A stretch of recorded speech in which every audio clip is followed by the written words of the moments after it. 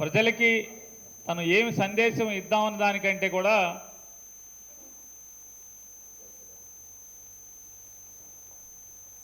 తన లారీకి ఎక్కువగా తన లారీ మీద తను ఎక్కువ తిరిగేటువంటి లారీ మీద ఎక్కువ దృష్టి పెట్టారు ఆయన.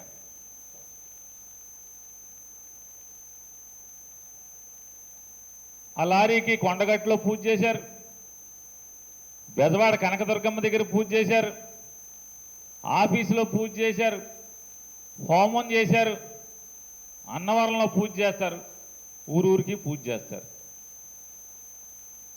అసలు మనలో సరుకు ఉండాలే కానీ ఈ లారీకి పూజ ఏంటో నాకు అర్థం కాదు.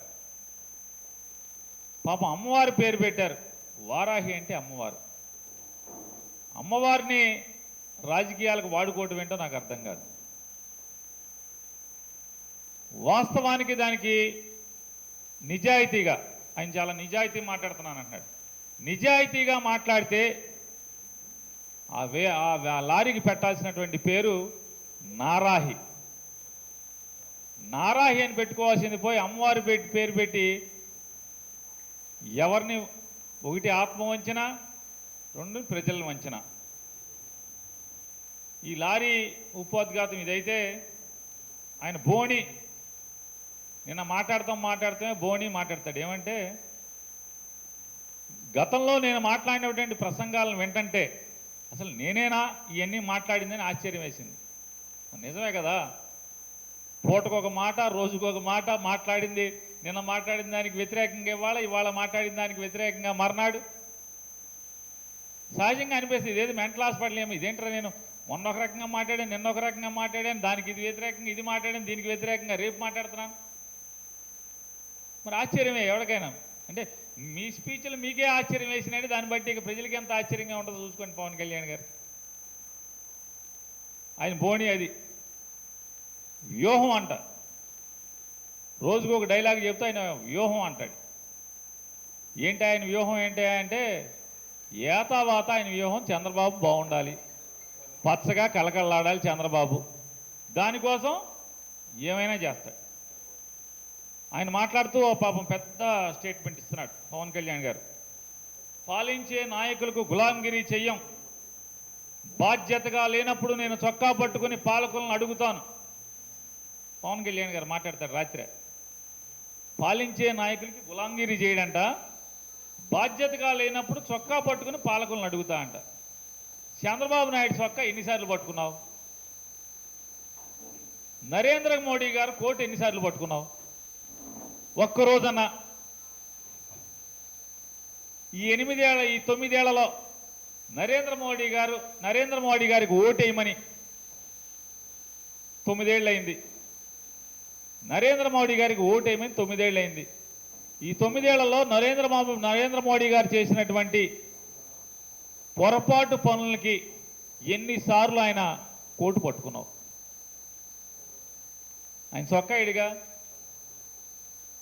చంద్రబాబు నాయుడు గారు గంజి పట్టిన చొక్కాని ఎన్నిసార్లు పెట్టుకున్నాం? మేమేనాడైతే చొక్కా నేను కానీ ఇక్కడ కూర్చున్న విలేకరులు కానీ ఆ ఎదురుకుండా కెమెరా వాళ్ళు కానీ చంద్రబాబు నాయుడు చొక్కా నలిగిపోవటం నువ్వు లోపలికి వెళ్ళి బయటకు వచ్చిన తర్వాత ఏనాడు మేము చూడలా.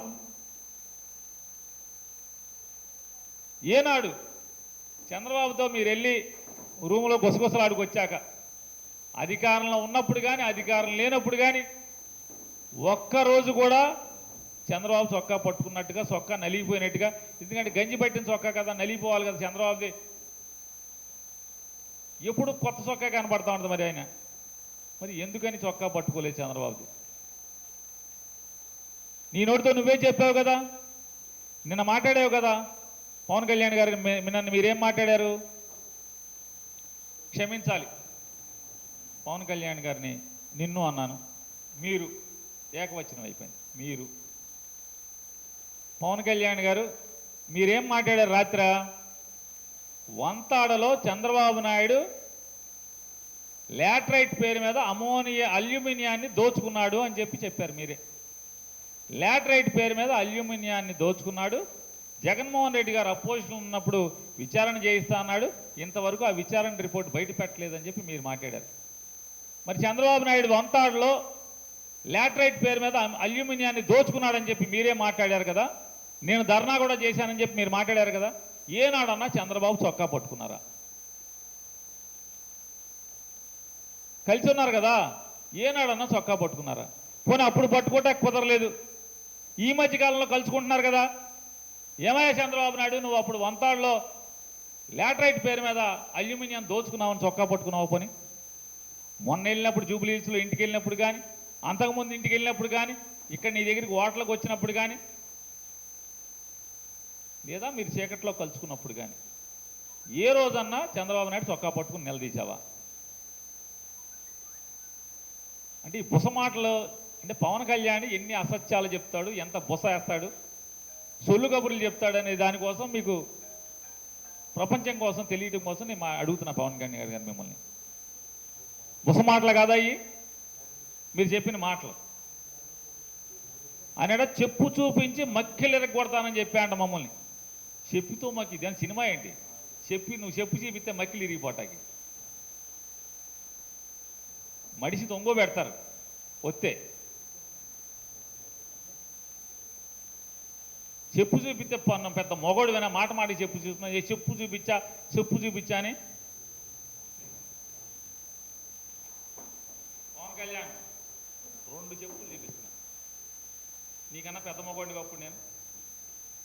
2 జాగ్రత్త, మక్కిలు ఇరిగిపోతాయి. ఈ సొల్లు మాటలు ఏం చెప్పలేనా, నువ్వేనా చెప్పేది? బుస మాటలు, సొల్లు మాటలు, చెప్పులు ఇప్పితే మైకిలు ఇరిగిపోతాయి. అది పెద్ద పోటుగాళ్ళలాగా చెప్పుకున్నావు మాట మాటకి. నీ ఆఫీసులో కూర్చుని, నేను నా ఆఫీసులో కూర్చున్నా, అన్ని ఛానల్ కెమెరాలు ఉన్నాయి, నేను చెప్పులు చూపించా. ఏంటి నీకేం ఊడింది? మొన్న నాకేం ఊడింది? ఈ బుస మాటలు, సినిమా డైలాగులు, సినిమాల్లో డ్రామాలు వేసి ఈ సొల్లు కబుర్లు. చెప్పులు అంటే చెప్పులు ఎవడికి? నీ ఒక్కడికైనా చెప్పులు మాకు లేవా? 2 చెప్పులు ఉన్నాయి, నీకు ఎరవా మక్కిలు? తప్పుడు మాటలు కట్టిపెట్టు పవన్ కళ్యాణ్ గారు. 10 ఏళ్లుగా నేను ఒక్కడినే జనసేన పార్టీని నడుపుతున్నాను. ఇదేంటే చంద్రబాబు గారు నడిపేది జనసేనని? 10 ఏళ్లుగా నేను ఒక్కడినే నడుపుతున్నా అని చెప్తున్నారు. 10 ఏళ్ళు ఆఫీస్ స్థలం ఎవరిది? ఆఫీస్ ఎవరిది? ఎవరిచ్చారు? రేట్ ఎంత? ప్రపంచానికి తెలీదా? మీరే మాట్లాడారు కదా.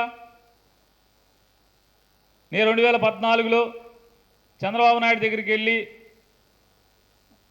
తెలుగుదేశం పార్టీ ఎమ్మెల్యేలు, నాయకులు, వాళ్ళ కొడుకులు, అన్న నువ్వు పోటీ చేయబాకు, నువ్వు పోటీ చేస్తే జగన్ గెలిచేస్తాడు, మా నాన్న ఓడిపోతాడని చెప్పి వాళ్ళందరూ అడిగితే చంద్రబాబు పెద్ద పోటీగాడు, ఒకసారి ఇల్లు కలువన్నారు. నేను చంద్రబాబు దగ్గరికి వెళ్ళి మాట్లాడొచ్చాను. నేను పోటీ చేద్దాం అనుకుంటున్నానండి, గాజువాక, అనకాపల్లి లాంటి 65 సీట్లలో పోటీ చేద్దాం అనుకుంటున్నాను అని చెప్పి మాట్లాడవచ్చు. అబ్బమ్మ నువ్వు పోటీ చేయబా పవన్ కళ్యాణ్, నువ్వు పోటీ చేస్తే నేను ఓడిపోతాను, నేను సీఎం అవ్వలేను, నువ్వు పోటీ చేయబాకని బతిమాలాడు. తెల్లారి పొద్దున్నే ఆంధ్రజ్యోతి పేపర్లో వచ్చింది, పవన్ కళ్యాణ్ జారిపోయాడు, మెట్టు దిగిపోయాడు, నన్ను సీట్లు అడిగాడు, డబ్బులు అడిగాడు. డబ్బులు అడిగాడని నోటి చెప్పింది నువ్వే. ఇవాళ 10 ఏళ్ల నుంచి పార్టీని నడుపుతున్నది ఎవరు? చంద్రబాబు కోసం, చంద్రబాబు చేత, చంద్రబాబు కొరకై నిన్ను అడ్డం పెట్టి నడుపుతున్నటువంటిది చంద్రబాబు పార్టీ. చంద్రబాబు నడుపుతున్నాడనేది మీరు ఎవరిని అడిగినా చెప్తారు, చిన్నపిల్లని అడిగినా చెప్తాడు. ఇవాళ జనసేన పార్టీకి ఎవరు నడుపుతున్నారు అంటే ఆయన మాట్లాడతాడు. జగన్మోహన్ రెడ్డి గారు బటన్ నొక్కుతున్నాను అని మాట్లాడుతున్నాడు. ఆయన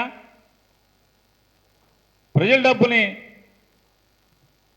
జగన్మోహన్ రెడ్డి గారు పంచుతున్నాడు కానీ ఈ సొంత డబ్బు ఏమి ఇవ్వట్లేదు కదా అని మాట్లాడతాడు. చంద్రబాబు నాయుడు, భారతీయ జనతా పార్టీ, పవన్ కళ్యాణ్ ముగ్గురు కలిసి గవర్నమెంట్ నడిపితే చంద్రబాబు నాయుడు ఏం మాట్లాడాడు? ఏమిటండి, ఎవరండి వీళ్ళు? నేను వేసిన రోడ్ల మీద నడుస్తున్నారు, నేను ఇచ్చిన కరెంటు వెలిగించుకుని బతుకుతున్నారు, నేను ఇచ్చిన గ్యాస్ బండి మీద వంటొడ్డుకు బతుకుతున్నారు, నేను ఇచ్చిన పంపు నీళ్ళలో పట్టుకుని మంచినీళ్ళు తాగుతున్నారు, నేను ఇచ్చిన రేషన్ బియ్యం తిని బతుకుతున్నారు, నాకు ఓటేరా అండి అని సిగ్గు లేకుండా మాట్లాడినప్పుడు ఎక్కడికి వెళ్ళావు పవన్ కళ్యాణ్ గారు? మీరు కనీసం జగన్మోహన్ రెడ్డి గారు నేను ముఖ్యమంత్రి హోదాలో నేను బటన్ నొక్కి జనాలకు సరాసరి డబ్బులు పంపిస్తున్నాను, జనం సొమ్ము జనానికి ఇస్తున్నానని చెప్తున్నాడు.